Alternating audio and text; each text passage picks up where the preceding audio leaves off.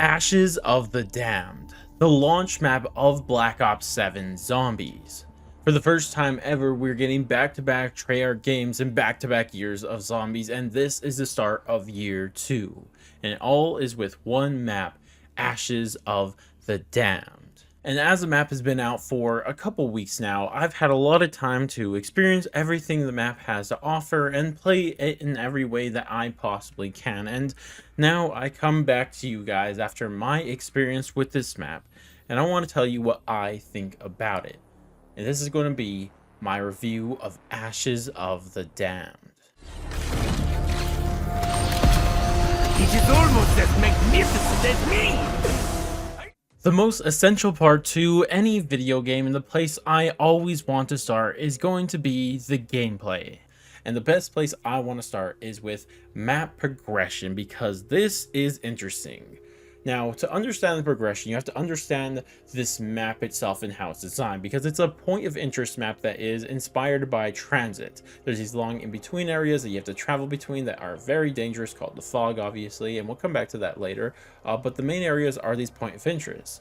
And in Ashes of the Damned, there are 6 total points of interest. And I find this quite fascinating because if you really think about map progression, what does that really mean? I mean, it means getting set up, right? And what does setting up mean? I mean, that means getting power on, getting the gun you want, your perks, and pack punch. And what's very interesting about Ashes of the Damned is that you could completely ignore 2 point of interest the entire time if you're just trying to get on and play zombies. Obviously, playing Easter egg is very different, but if you're just trying to get on and play zombies, you could completely ignore Exit 115 and Cosmodrome. You could not go there for a single time, which is very interesting because really think about it. To turn on power, you need to go to Blackwater, Vandor's Farm, and of course, Ashwood. And then once you do that, you already have Pack Punch. And then from there, you buy 4 perks, and now Wonder Fist spawns in Spawn. So now why would you ever need to go to Exit 115 or the Cosmodrome? Like, why are you going to do that? There's no necessity for that. And to me, I wonder if the setup of Ashes of the Damned is just too simple. And I can see this from kind of 2 different ways, because I know from a casual player's perspective that this is probably a good thing because it's much simpler and you don't have to worry about too many things. But the only problem with that is, like, if you are playing like that, why not just play survival? And why not let people experience all the point of interests? Because if you think about the only other map that was a point of interest style map was Transit, obviously the spiritual predecessor to Ashes of the Damned, and this one forced you to go to every inch of the map. Obviously you spawned in Bus Depot, but then you went to the diner, that's where the mystery box was, so you had to go there. Then from there you had Farm, which you could skip, but you would eventually have to come back to it because this is where Double Tap was. But then from there you had to turn on power at the power station, and then finally you would get to Town, and this is where you would get both Jug and Pack-a-Punch. Like, you had to go to all of the areas. And I'm not saying that's entirely a good thing. Transit is one of the worst maps ever for a reason, but I just feel like if you are inspired by Transit, you should at least have to visit these other point of interest at least once, because why would you ever go to Exit 115? Why would you ever go to Cosmodrome if you're just trying to get on and kill zombies? Like, why would you do that? Like, if you're playing Easter egg, different thing, but like, there's no draw to that. There's no power you have to turn on there.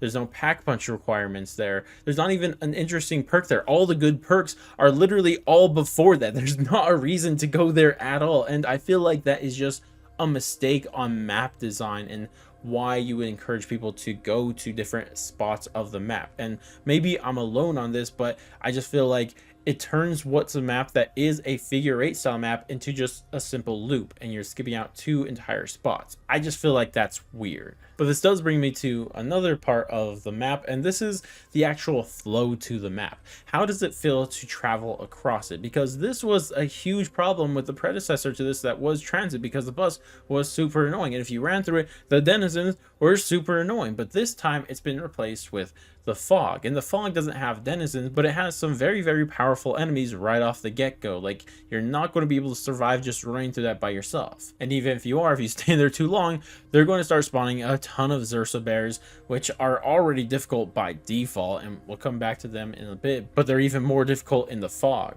Now, later in your game, when you have stamina up and you have some good guns, it's realistic to run through these, but at least for most of your matches, it's not a good idea to enter these at all. So instead, where the flow of this map really comes from is Old Tessie.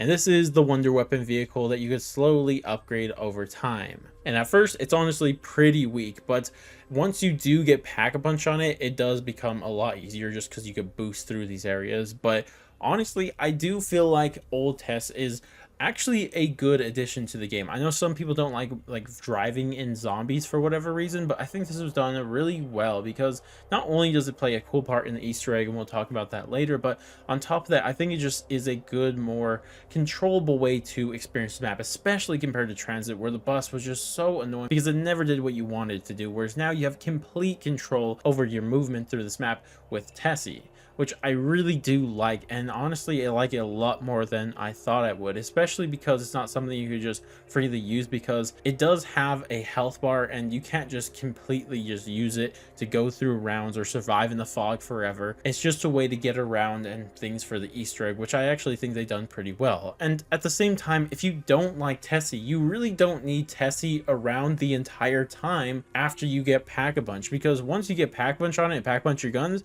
you can just start using the bounce pads, which is completely fine. So if you guys really don't like Tessie, the bounce pads are there. I mean, sure, they cost 500 points to jump from spot to spot, but they are faster and they're something that you don't have to control all the way through. So to me, I think they did do it really well, honestly.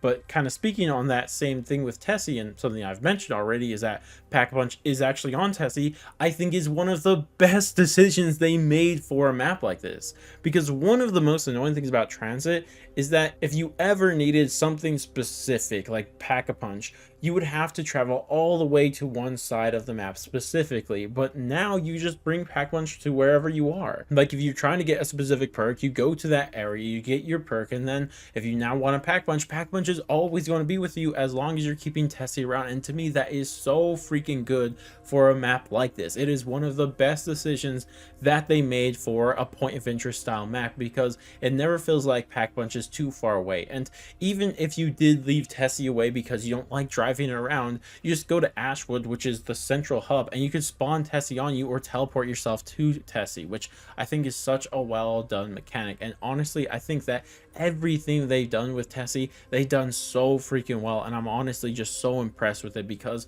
I didn't know what to think about it beforehand, but everything it seems like that could have gone wrong, they thought about that and made sure it would not go wrong, and I really do like that. But now I want to move on to the enemies that we do see on Ashes of the Damned. And the first one I want to quickly mention are the Ravagers, and these are interesting because on the Ravager rounds they do spawn and they are really fast and they can kill you if you're not safe, but most of the time they're not. But the unique thing about them is that they do eat your loot up, which is annoying for sure, and I don't like that, but it's honestly a good thing in terms of gameplay design, because loot has become such an important thing in the modern zombies era, but now they actually have something going after that, and I think that is a good thing because it's played on. I mean, it's annoying in the right way, and I think that is a good thing about them, but they're really simple outside of that. But on the other hand, we do have Zursa, the zombie bear, and oh my gosh, I have a love-hate relationship with this thing, because this is probably one of the most deadly mini bosses that we've had in zombies since the Panzer on Black Ops 2 Origins. Like, it really is that deadly. You're not ready for this thing, it's going to kill you really easy. This thing deals so much damage, leaves lingering damage, and on top of lingering damage, it'll send some zombies after you and keep you weak. Like, it is such a death sentence in sometimes. And I know I've been hating this so much recently during the camo grind because I'm using not ideal guns, and then when Zursa pops up, I just know I'm going to have a not fun time, especially because they start spawning 2 Zursas on the Zursa rounds on like round 26 plus, and it's just the absolute worst when you're doing camo grinds. But in terms of a challenge, I do really like it. Like, outside of the camo grind, I think this is a really well done boss, because I haven't felt a threat from a mini boss in so long. Like I said, the only time I ever felt threat from a mini boss in the history of Call of Duty Zombies was probably just the first Origins Panzer, but really after once you get the staffs and that, it's no longer an issue, whereas this time the Zursa is constantly an issue, so it's even more difficult in the long run for that. And I do like the challenge it poses, but I can understand why maybe someone wouldn't, but I do personally like it for the most part. But this does bring me to the final thing I want to talk about in terms of gameplay of Ashes, and this is the Wonder Weapon, the Necro Fluid Gauntlet. And at first, when I first got my hands on this and put it on, I thought this looked so freaking cool. But then I started to use it and I thought, oh my gosh, it's trash. And I honestly thought it was trash for a minute. Like the first few days of playing with it, I was like, bro, what is this? This thing is so bad. But then that's when I kind of realized I was just being an idiot, not using it right, and not realizing when I pack-a-punched it, it gained an extra ability, which I think is probably the first time ever that pack-a-punching a wonder weapon gave it a new ability. But regardless though, now that when you pack-a-punch it, it gains that new ability, and I think that makes it so much better. But before we get into that new ability, what does it do by default? Well, it shoots out its fingers that it has, and then you could recall them if you want to, and then it'll hurt zombies both flying at them with the finger and flying back. And in early rounds, does enough damage. It's nothing crazy. This isn't the attack you really want to be using too much, but it has a bonus on top of that, because on top of just damaging zombies, when you do call those fingers back, they actually heal you. And if you're at max health, they'll do a new feature of Black Ops 7, which is overheal you, heal you more than your max health. Let's see, if you're using probiotic with Jug, your max is 300. Well, now that you kept calling those fingers back, now your health is at like 400, which is a really interesting mechanic. And this is actually used well in this game, specifically for Easter egg steps where they do actually limit your health. But that's just a little quirky thing about it. The great thing when this actually becomes good is when you pack a bunch of it and get that new ability like I was talking about, because now instead when you shoot these fingers, you don't just call them back to heal you. Now you actually detonate them and they could do a lot of damage. Now, I haven't actually used it on high rounds, but in the rounds that I've used it on, it does a lot of damage. And I am a little disappointed that this explosion does seem to fall off against Zersa after a bit, but against regular zombies, it is so good. And honestly, I have a lot of fun with this wonder weapon now, and it's just so unique. And that's what I like so much about it, because it just feels like it's going to be like a melee weapon at first, and its melee attack is so bad, but after you really learn to use it, it does become a really good. And that's something I could appreciate about a wonder weapon, something that takes a little bit of a learning curve to actually get good at, and using it in different ways, even to heal you and save yourself in clutch situations. That is a really cool thing about it. And because of that, even though I don't think Necrofluid Gauntlet's going to be a top wonder weapon of all time in terms of both power or even in my opinion, I do love the uniqueness about it and the look about it and even the gameplay about it. And that's something I can appreciate about a wonder weapon.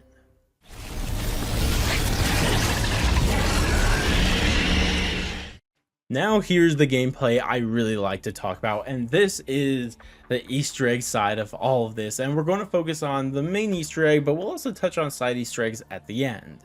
But the first thing I have to say about this Easter egg is that the hunt was so freaking cool. For the first time in so long, the hunt actually felt like something that the community had to come together to really solve, because things aren't just that simple anymore. Simple compared to especially Cold War, but even Black Ops 6. And for me personally, I mean, I always hunt the Easter egg alone, and I only solve like 2 things by myself, which is kind of crazy, because in Black Ops 6, I solved like most of Shattered Veil by myself. And you compare that to this, it's just entirely different. Now, I could understand why people don't like how it was made more difficult, because they kind of returned to a couple of the Black Ops 4 things in both good ways and bad ways. Because personally, I'm not the biggest fan of the Easter eggs in Black Ops 4. I only like 2 of them, to be completely honest. But the reason that they were seen as more difficult and took longer to solve is because there was like these weird tedious steps.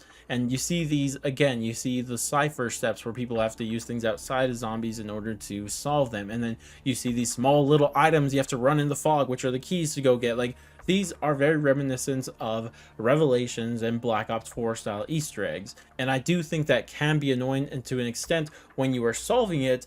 But honestly, I think they did this so perfectly, because they did keep the good things about the Black Ops 4 style Easter eggs, that they make them a bit more difficult to solve. But they did something absolutely insane, and that was that, sure, they're hard to solve, but they are so easy to produce. Like once you figure out where those keys are going to spawn, like it's easy to point them out. Once someone points out the locations, like it's easy now to find them. Or when you're doing the cipher step, you no longer actually have to have a solver with you because you don't really have to translate the whole thing. You just look at the first letters of these ciphers and now you know the serum step. Like that's all you have to do. Even when you have to use that same step again during the Cosmodrome step, you just find 1 or 2 symbols and now you know which word you're looking for. And that's something so insane to me, how well designed this Easter egg was, that it was hard to discover but easy to redo. And that's something so freaking cool, and I love that about this. And to me, in my opinion, I think that this is one of the most well designed Easter eggs of all time in that aspect alone. Now, of course, there's obviously more to an Easter egg. Is it actually fun to do?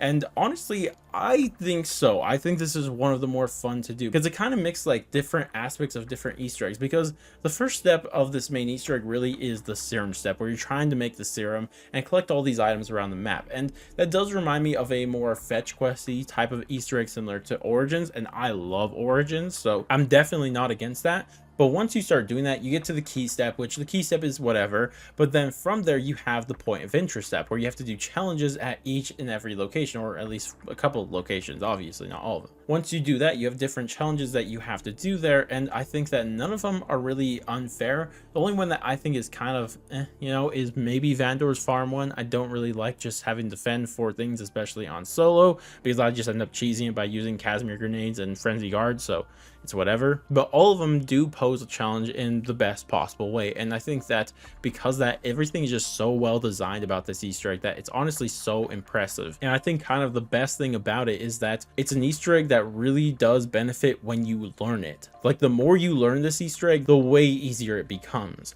I know for me personally, the first few times I beat this Easter egg, it took me 2.5 hours to beat.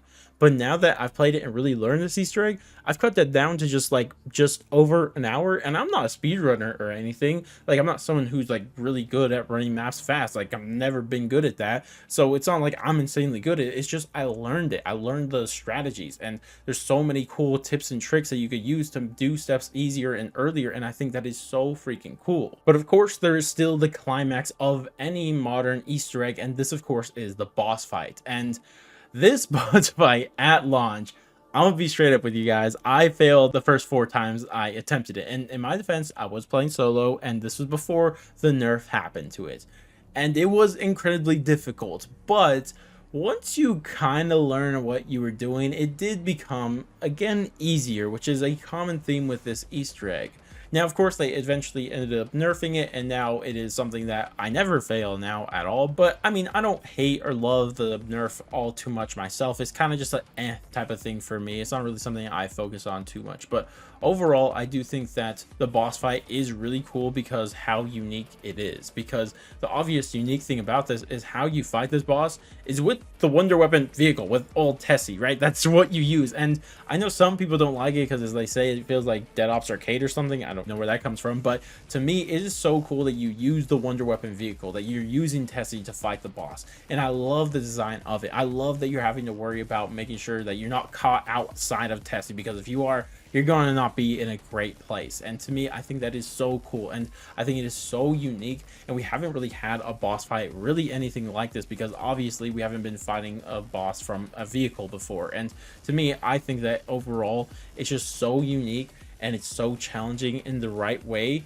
that I think, especially after the nerf, that I think that it is one of the more solid boss fights. I don't think that this is going to be like a top 5 boss fight of all time, don't get me wrong, but it's just that fact that it is unique, and there's something just interesting about it, something that we never really seen before in zombies, and that's something I could definitely very much appreciate. But this does bring me to the final part of the Easter eggs, and this is the side Easter eggs. And I'm gonna be honest with you guys, I was never a fan of side Easter eggs in zombies, really. I was always someone who was like, whatever. Like when Ancient Evil came out and it didn't have like a single side Easter egg, I honestly didn't even bat an eye, because side Easter eggs were not something I was interested in. Like, why am I going to go do this side Easter egg to get this golden spoon fork for what? Like, what am I going to do that for? It's practically a whole main Easter egg, except no payoff with the boss fight, no payoff with the ending cutscene or anything like that. Like, I've never really liked those, and you have to understand that's the perspective I'm coming from. I'm not saying you're wrong for liking those, but that's just my perspective.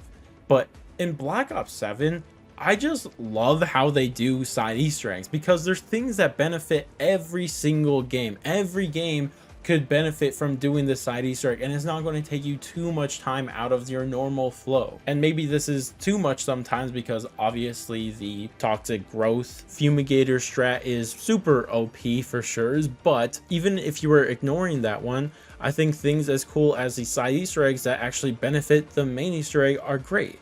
I think it is amazing that the game knows you're going to need Wisp Tea in order to do the Easter egg, so you could do a side Easter egg on Vandor's farm to get one for free. Or the game knows that you're going to need a tomahawk for an Easter egg step, but there's also a side Easter egg you could do that gives you a free tomahawk, and it could be useful for that, and that's something I really like. And another thing I really like is that they return from Citadel these side Easter eggs that are completely story focused, and this is obviously the Dempsey side Easter egg where you learn his backstory, and I think this is really cool because it's not really difficult to do. You just have to play as Dempsey and go to a specific spot, and that's fine because this is a story focused side Easter egg, and that's something that I think is really cool to continue to tell a story outside of the normal ways that we have seen in the past, not just radios, documents, and cutscenes. This is a whole side Easter egg that is dedicated to one character and his backstory, and to me that is so freaking cool.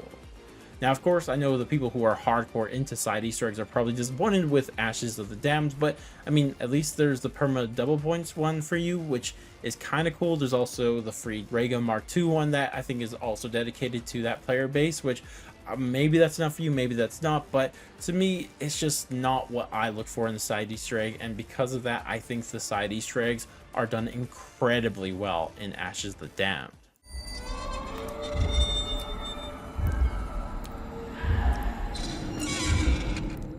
Now I want to talk about what I really want to talk about, and this is the thing I like most about Ashes of the Damned, and this is the vibes, the soundtrack, the ambience, the feel of this map, and oh my gosh, it is done so freaking well. Every little thing. Not only every point of interest is so different and has a whole different vibe to it. Vandor's farm being this farm with a whole bunch of dead things going on because there was like a crazy murder family living there. And then Ashwood, that is practically another buried, or Cosmodrome, that is practically just another version of Ascension. And so many of these other locations having their own thing. And even the story of this random director that's there, like, that's all cool when the story is. But when you go to these areas, the zombies look different. They have different skins based on where you're at. Even if you go into the fog, they have different skins. That's something that is such a small detail, and doing things like that make the map feel alive, make the map feel unique to what they're doing. And what's even cooler on top of that is that something that makes the map feel even more alive is if you just walk around and listen to the map. This is something that is done incredibly well. The ambience of this map is amazing. Just walking around, have Wisp Tea hold a zombie for you and experience this map. Even turn music off. We'll get to the music in a bit because it's something I want to talk about a lot, but even if you turn music off, you just hear the map. You hear when you walk by the edges of the map, you hear growling, screaming, something like crazy going off the distance. It gets you interested, like, what is going on there? What is happening? Where are these screams coming from? Where are these cries coming from, and why? Like, what is happening? Does that have something to do with the history of this town, the history of Ashwood, or the history of this Cosmodrome, or anything like that? That is amazing environmental storytelling that is done so incredibly well that I don't think we've seen on this level since Black Ops 4, which, I mean, to give Black Ops 4 credit, even though I'm not the biggest fan of that game, this is something that did incredibly well, and it's just so nice to see that quality and that care done for every location having their own unique environmental storytelling, and that's something I could appreciate so freaking much, and I love it so much. But it's not just the ambience, it's also the music to go along with it. Oh my gosh, talk about a soundtrack. I'm literally getting goosebumps talking about this because the quality of the soundtrack is something that we haven't seen in so long. And it's not just the quality, it's the quantity. There's like 25 plus songs on the soundtrack of this, if you minus like the damned reversions of it and, you know, songs that aren't really like the real soundtrack songs. Like, there's still a decent amount of songs. Like, that's more than most Black Ops 3 maps, which is crazy. Even more than most Black Ops 4 maps. You have to go back to Black Ops 2 when you had maps that had more unique songs for this. And that's that's something that is done incredibly well. And I know so many people focus on the Easter egg song when it comes to soundtrack, and that's fine, but to me that is the smallest detail of this, because what really matters to me is all of that sound that comes along with it. When you walk into Ashwood, how you hear that sound that ties to it. When you hear that song that is called Buried in Ashwood. When you go to different locations, it has unique songs that are tied to the essence of these locations, and it matches that so freaking well.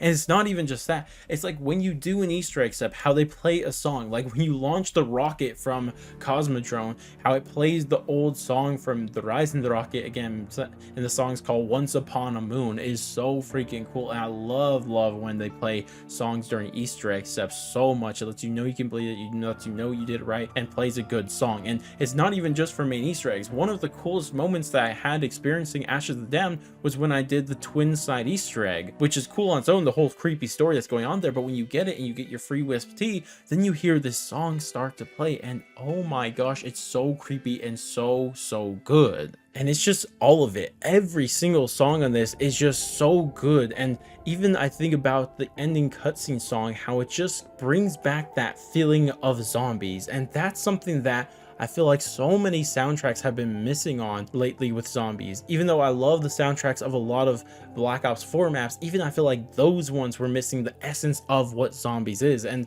I know this is subjective, and liking these songs is subjective, but if you hear these songs, they have this unique sound that sounds unique, but also just sounds like zombies. And I don't know how to explain it, because I'm not great at explaining why a specific song is great, because things like this are so subjective, but there's just something about them that feels like zombies, and I just don't know how to explain it. And I think like the part that really stood out to me is, again, that song that plays when you complete the side Easter egg with the twins.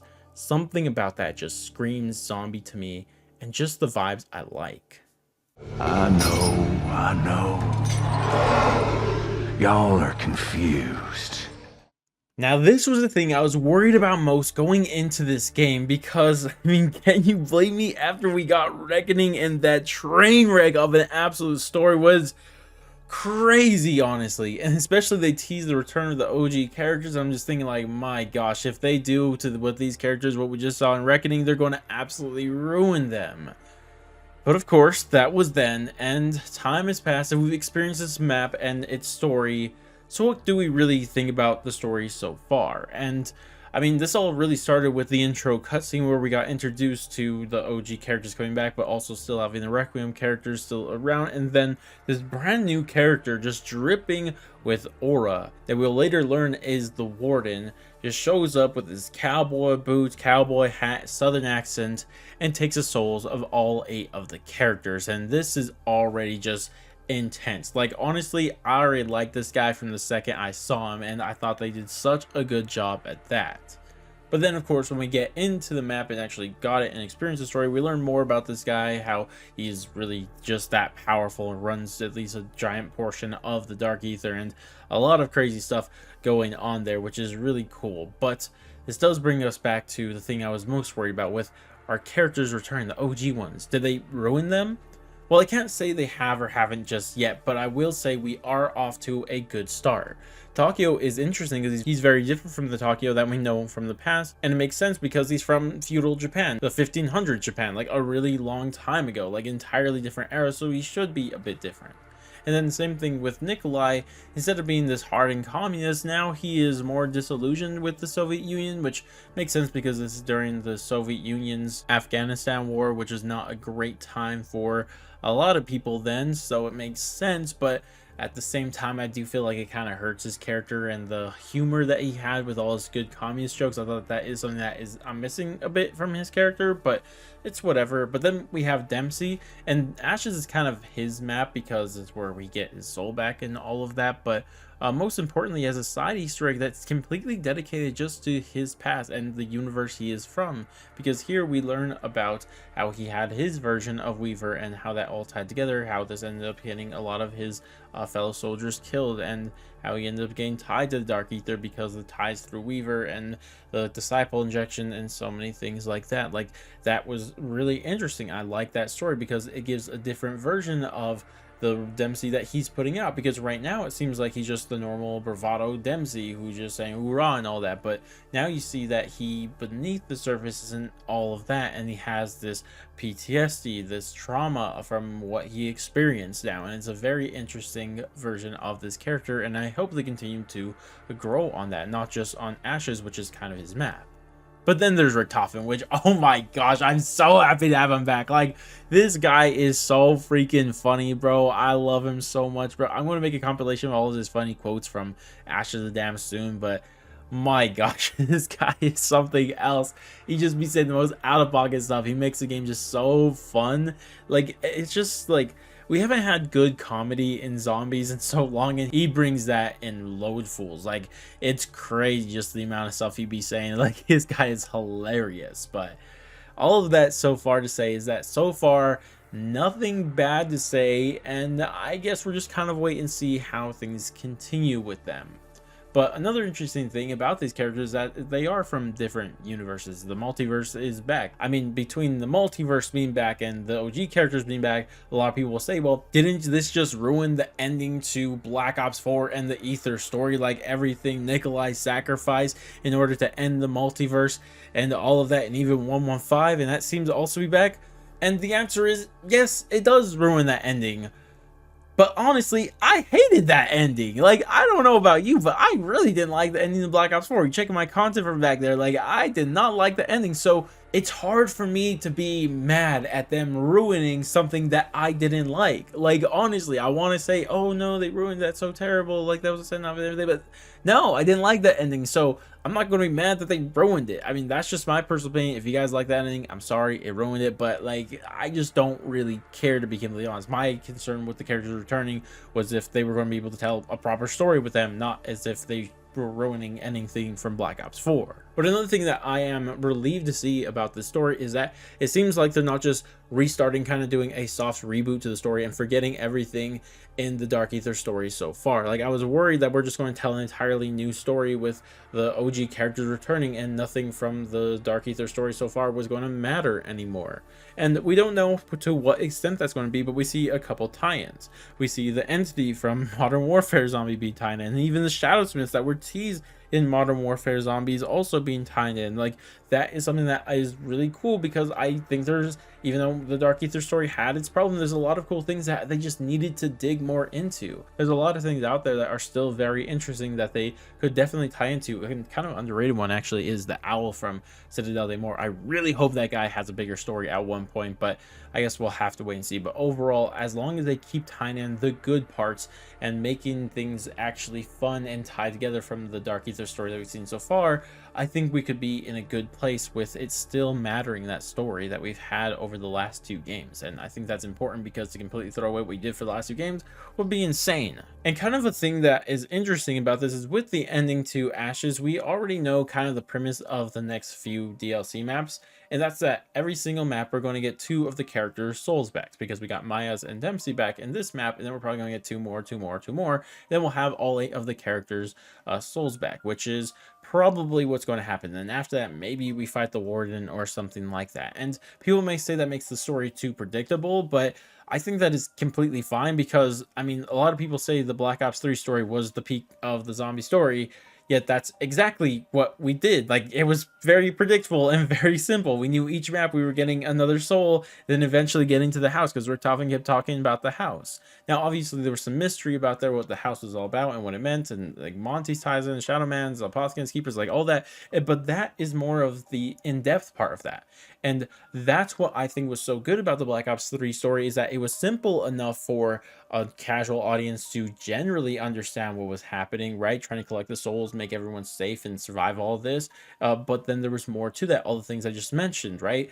And I hope that's what we see again with this. Like, the overall stuff is going to be simple. We're going to be collecting the souls. We're probably going to be fighting the Warden at the end. And I mean, considering that there might be 5 DLCs, that still leaves one map as a complete mystery, but what we're going to do there. But regardless, though, like, that is still simple for them. And as long as they just keep the good stuff under that for the hardcore audience, I think we'll be in a good place. And we see little glimpses of it here and there. Maybe there's stuff with the twins. There's the whole backstory of the Warden that could still be very interesting, and all of the stuff that maybe Richtofen's going to do. And even Takio there too, with his weird thing that he's been going on with, talking to someone that we don't know who he is. Like, there are things there, but this is just a wait and see type of thing, because obviously we can't tell until we actually experience all of these maps to see if it does have the depth that we saw that Black Ops 3 did. And I hope it's going to be there, but we'll have to wait and see. But this does bring me to things that I'm feeling not entirely positive about this story.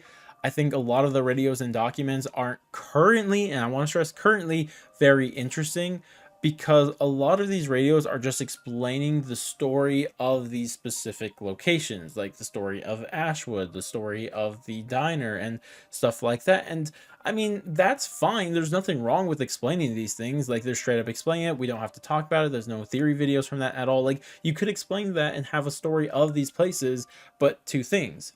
I think that at least sometimes these things should be bigger than just their location. They should tie into the overall story in the future. That's something that I think is very important. They can't just have random information for the sake of random information outside of just, I guess, world building, kind of, but we're never going to experience it again. So what kind of world building is that really? And I think the best example of this is the director that we see from Blackwater, because they like really give this guy a lot of radios and a lot of story. And I'm so curious why that's the case, because it feels like he has to be important again. And assuming that is correct, then my opinions of these radios will change, obviously. But right now, they don't seem entirely too interesting. And I guess we'll just have to wait and see on that one.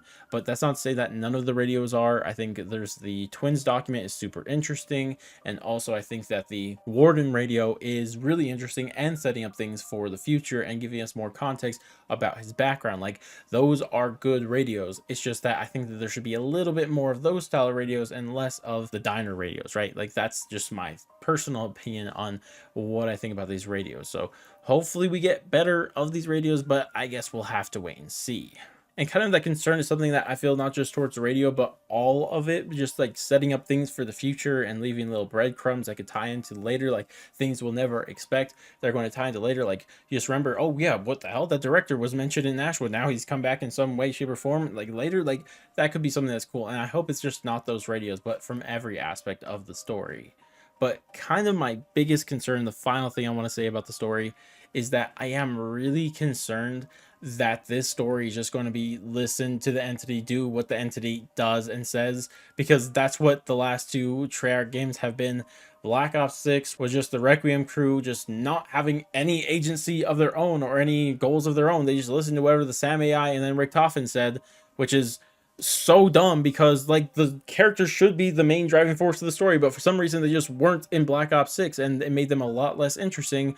But already with Black Ops 7, we may see glimpses of that, because at the same time, even though it seems like we're just going to listen to the entity, I mean, you still have the voice of reason out there, where you have Richtofen in that midway cutscene go and say, excuse me, if I don't just drop everything and do whatever a giant floating head does. And then, of course, you have the Requiem character saying, it's what we do, which is, I mean, true, and at least Treyarch is, like, understands that complaint about those Requiem characters, but I'm hoping Richtofen could save these characters from just listening to the entity, because that's not his character. Richtofen is the one who decides to do everything. Like, he's the leader of these things. Regardless, though, I really hope the characters as themselves have more agency. And I will say that already setting up the fact that what we're doing is the main goal is to collect the souls of our characters, I think already that is a good start, because it's not just kind of this vague thing of saving Samantha, not trying to do anything for themselves. Like, do something for yourself, have your own driving force. And at least from that alone, we do have a better start, and we do have Richtofen there, so that's definitely going to help.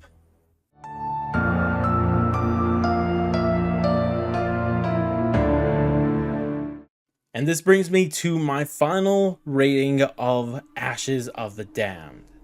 And looking at it, there are some things I definitely like, and you guys could definitely tell that I like Tess when I know some people don't. I love the Easter egg. I like the boss fight when a lot of people don't. I think the story's off to a good start, but then the ambience and soundtrack are just so peak that I love them so much that I think you guys could tell that I like Ashes of the Dam. There's no real secret about that. I mean, it's really, really cool. I like it a lot. But at the same time, it does have its issues. There's have the concerns that I still do have. There's still the fact that Black Ops 7 is pretty much Black Ops 6 refined, which is an issue on its own. But for me, at the end of the day, I think Ashes is a great start to Black Ops 7. It has very little things wrong about it. It has a lot of things good about it. And that's something that I could definitely appreciate. I think this is already a better launch map than most launch maps that we've seen in Zombies history. And because of that, I can't help but give this map a good 8 out of 10. It is so solid. I love it so much, and it has so few things wrong with it. They're still there. That's why it's not a 10 out of 10, but it's still so solid, and I really do like Ashes of the Damned. But let me know your rankings for this map. I love hearing different opinions and why they feel the way that they do. So head down in the comment section and let me know. And hey, I'd appreciate if you guys could support this video in any way, shape, or form. It's a long video. I put a lot of effort into it, so I'd appreciate if you guys could support it in any way you can by dropping a like, subscribe, bell, share, any of that great stuff, or even join the channel. I'd love you for that. But regardless, though, that's going to be it for me. Thank you guys all so much for watching, and I'll catch you guys in the next one.